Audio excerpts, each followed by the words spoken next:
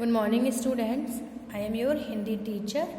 आज मैं आपको क्लास 7th में व्याकरण शिल्पी बुक में चैप्टर 1 भाषा, लिपि और व्याकरण पेज नंबर 5 चैप्टर 1 भाषा, लिपि और व्याकरण पढ़ाऊँ। तो सबसे पहले बच्चों हम जानें कि भाषा होती क्या है।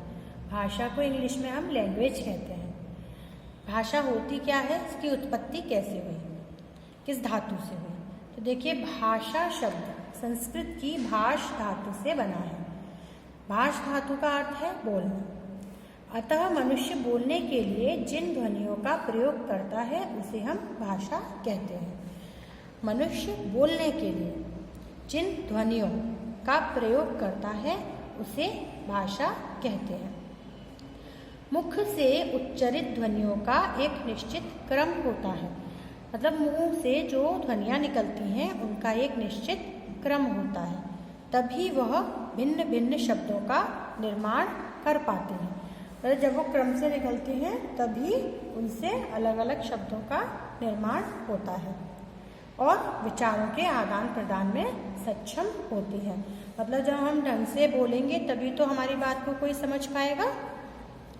इस प्रकार भाषा वह साधन है जिसके द्वारा मनुष्य अपने मन के भावों एवं विचारों को बोलकर तथा लिखकर प्रकट करता है तथा दूसरों के विचारों को पढ़कर एवं सुनकर ग्रहण करता है।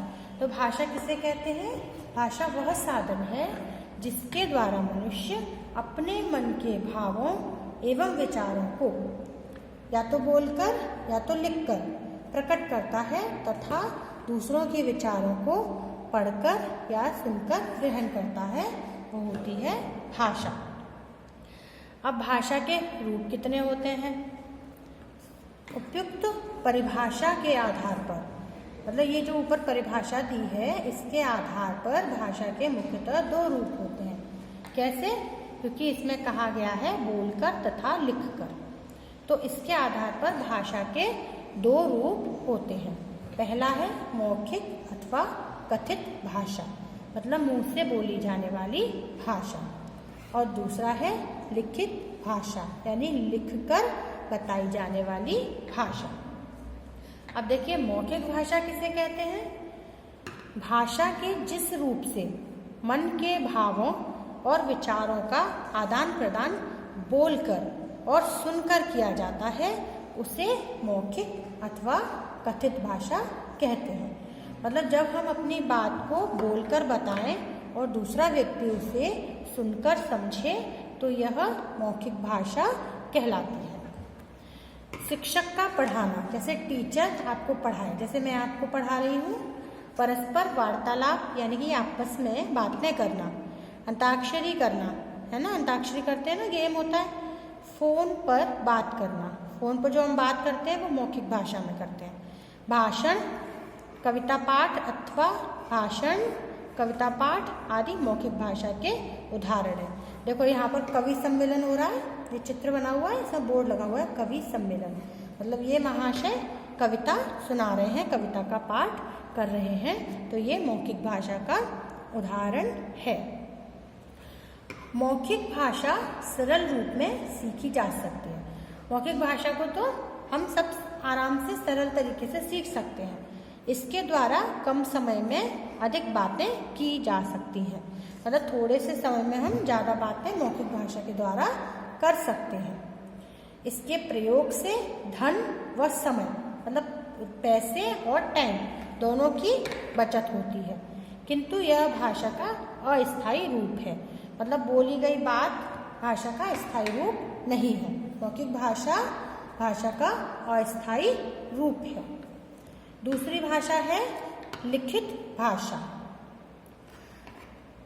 लिखित भाषा मतलब भाषा के जिस रूप से मन के भावों और विचारों का आदान प्रदान लिखकर तथा पढ़कर किया जाता है उसे लिखित भाषा कहते हैं। मतलब लिखित भाषा के अंतर्गत हम अपनी बात को लिखकर प्रकट करते हैं और दूसरा व्यक्ति उसे पढ़कर समझता है। जैसे शिक्षक द्वारा श्याम पट पर लिखना, मतलब टीचर जब ब्लैक बोर्ड पर लिखती है, ये लिख रही हैं, तो ये क्या है? लिखित भाषा। समाचार पत्र और पत्रिका यानी कि न्यूज़पेपर और मैगजीन्स, छात्रों द्वारा पत्र लिखना, छात्र जो एप्लीकेशन या जो लेटर लिखते हैं वो लिखित भाषा का उदाहरण है। कहानी लिखना, फैक्स आदि लिखित भाषा के उदाहरण हैं। लिखित भाषा प्रयत्नपूर्वक सीखी जाती है। लिखित भाषा कोई ऐसे ही नहीं सीख ली जाती, उसके लिए प्रयत्न करना पड़ता है। जैसे छोटे बच्चों को हम लिखना सिखाते हैं, आ से अनार, आ से आम, लेकिन बोल तो वो लेता है बहुत जल्दी, बात भी करना जानता है, लेकिन उस बात को वो लिखना नहीं जानता। तो लिखित भाषा प्रयत्नपूर्वक सीखी जाती है। यह भाषा का स्थायी रूप है, मतलब यह स्थायी रूप वाली भाषा है।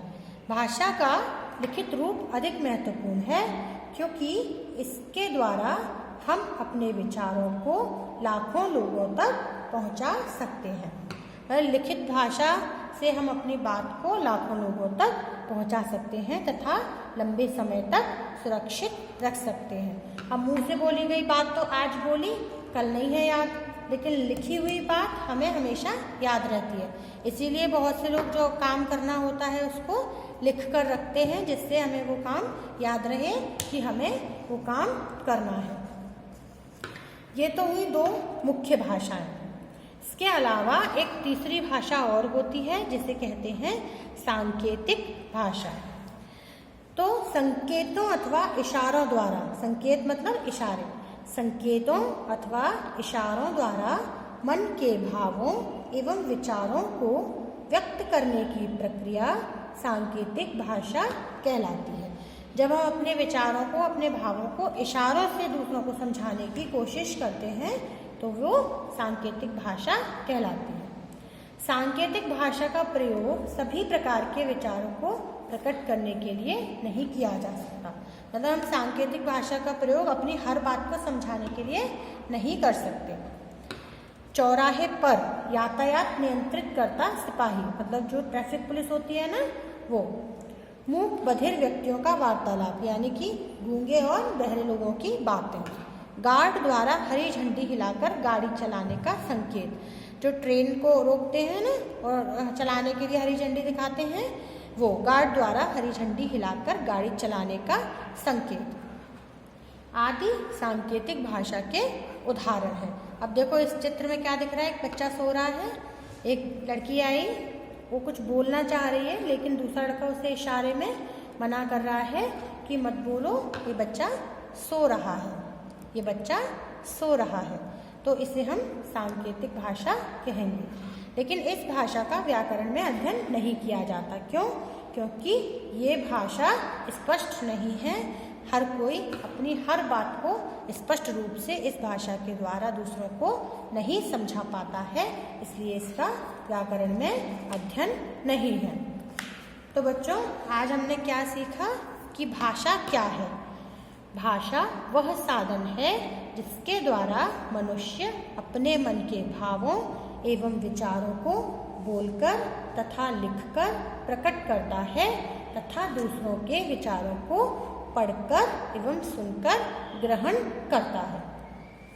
भाषा के रूप कितने हैं? भाषा के दो रूप हैं मुख्यतः। पहला मौखिक भाषा यानी कि मुंह से बोली जाने वाली भाषा जिसे लोग सुनकर समझते हैं, वो होती है मौखिक या कथित भाषा। जैसे यहाँ पर ये कवि सम्मेलन हो रहा है, ये कवि कविता का पाठ कर रहे हैं, तो ये मौखिक भाषा का उपयोग कर रहे हैं। दूसरी क्या है? लिखित भाषा। लिखित भाषा मतलब जब हम अपनी बात को लिखकर बताते हैं और लोग उसे पढ़कर समझते हैं तो वो होती है लिखित भाषा। जैसे यहाँ पर टीचर अपने पाठ को लिखकर बच्चों को समझा रही हैं और बच्चे उसे पढ़कर समझ रहे हैं। ऐसे ही सांकेतिक भाषा जो कि मुख्य भाषा नहीं है। इस भाषा में हम बात करने के लिए इशारों का उपयोग करते हैं और इसका उपयोग गार्ड द्वारा हरी झंडी हिलाकर गाड़ी चलाने के लिए, चौराहे पर यातायात नियंत्रित करने के लिए एवं मूक और बधिर लोगों द्वारा किया जाता है। इसका व्याकरण में अध्ययन नहीं किया जाता क्योंकि यह अस्पष्ट भाषा होती है। तो बच्चों, आज हमने भाषा, लिपि और व्याकरण चैप्टर 1 का पार्ट 1 पढ़ा है। भाषा, लिपि और व्याकरण, इसका हमने पार्ट 1 पढ़ा है। कल हम नेक्स्ट क्लास में इसका पार्ट 2 पढ़ेंगे। नेक्स्ट क्लास में हम इसका पार्ट 2 पढ़ेंगे। ठीक है बच्चों, have a nice day, thank you.